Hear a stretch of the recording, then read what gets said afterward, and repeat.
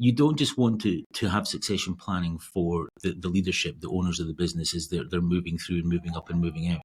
What you want to make sure is that your entire team is part of that process. It's an understanding, so that once you do have your right culture, that you're actually, as part of succession planning, making sure that culture is maintained, that culture is shown.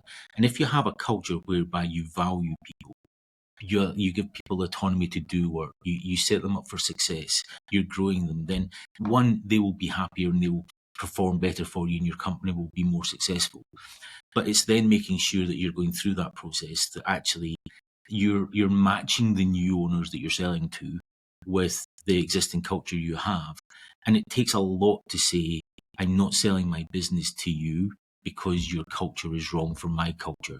But it's also the number one thing post-merger, post-acquisition, that will kill your company. I've worked with several companies,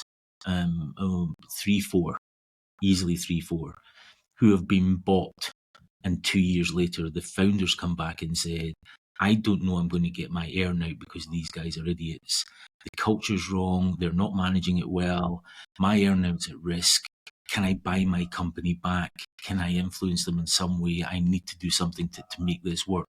And it is incredibly common that happens, and yet still people aren't planning for it ahead of time. Yeah, and that's what they should be thinking about. And depending on where you get your data, more than 75% of transactions fail to deliver on the proposed synergies. And the number one reason for that failure is the lack of culture fit.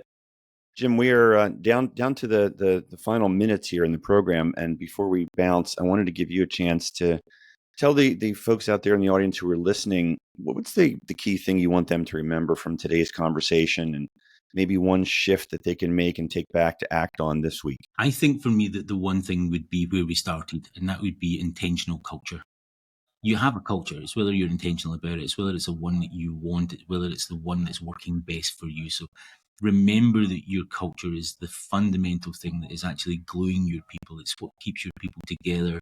It's what drives your company forward. It's the core of everything that you want. You can't do anything. You can't grow your business. You can't transform your business. You can't scale your business. Exiting your business will be a challenge. Acquiring new businesses will be a challenge if you don't understand what your culture is and how that impacts on everything else around about you.